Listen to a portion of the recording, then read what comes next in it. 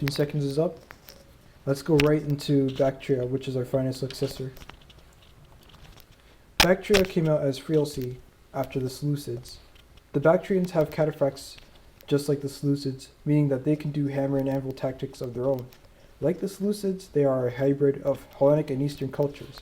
Unlike the Seleucids, they have adopted the skirmishing aspect more than melee infantry. Don't bring a bunch of shock cav along with good foot skirmishers as Bactria and poor melee infantry, because they will Eastern factions will beat you. Parthia is known for their good cataphracts, and they have more options when it comes to shock cav than you. Their melee cav also is pretty good. Their infantry is solid, but they do not have elite infantry, whereas Bactria does. A high tier hoplite unit. Unfortunately, Bactria is the only successor that does not have royal peltas, so you may struggle taking down cataphracts quickly, since their spears will get wrecked by a charge from them. To summarize, Bactria is still Hellenic and a successor. Thorax pikemen might be your best friend at times. If flexibility is an issue, Thorax swordsman is the way to go. If you need aggressive flanking options, maybe Scally Thorax hoplites is the way to go. All in all, give this faction a try. They're fun, and you can switch up your gameplay with their nice roster. In my opinion, Bactria beats the Armenians mainly because of the use of Scally Thorax hoplites and the use of Thorax swordsmen against their core, but they lose to Parthia. What does your typical Bactrian army look like? Most of the times I use Bactrian Royal Guard as my general's unit. Bactrian hillmen don't get a lot of use, and they actually are an axe unit, so I made the mistake of thinking that they weren't an axe unit. Every successor does have an axe unit. That was my mistake.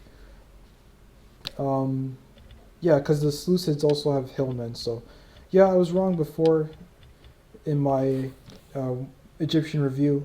I said that only 2 successors had axemen. I was wrong. I apologize for that. But yeah, Bactrian hillmen don't get a lot of use frontally. They might be good for throwing their precursors.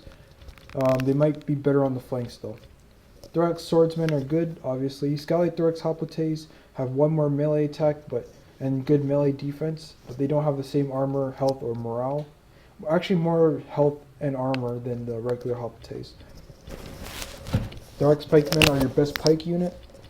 Your best archer unit is the elite Persian archers, which you share with Armenia and Parthia. They're pretty good. They also have the anti-cavalry spear, so check out for that. Bactrian Royal Cavalry are pretty good. Just like the Seleucids, Bactrian Royal Cavalry might be a better choice at times. Hellenic Cataphracts might be a better choice at times. It just really depends on what you want to bring to the table. Bactrian Noble Horse are pretty good. They are heavy. They have good stats overall. Cost 880. They actually, I think, lose to Pontus's Cappadocians. And I won't be going over Pontus today, but I want to check to see if that is actually true, because if it is, then I could be wrong about. Yeah, statistically, Bactrian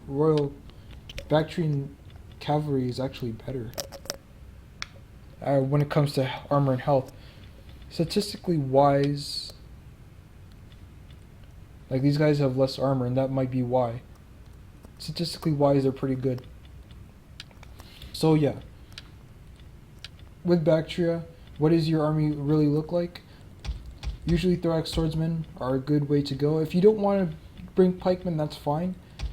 Just bring Scally Thorax hoplites instead. Maybe a Bactrian Royal Guard. Missile infantry wise, depends. Eastern slingers are pretty good. If you don't want to bring slingers but want archers, elite Persian archers are a good choice, unless you're using them as frontline skirmishers to go up against other skirmishers, in which case Syrian archers are a better way to go. These guys are better against, like, behind your lines. They can survive melee cavalry, most melee cavalry, but they can't survive shock cavalry.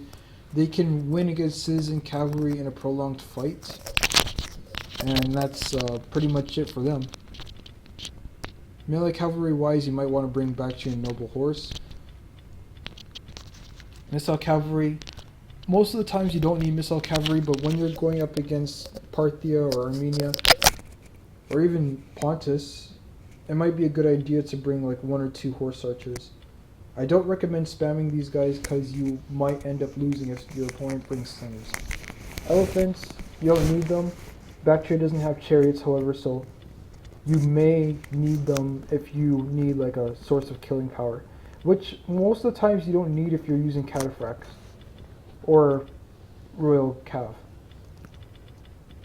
So yeah, in 15 seconds, that's it for Bactria. In 15 seconds, I'm going to just jump right into the Iberians. So stay tuned for that.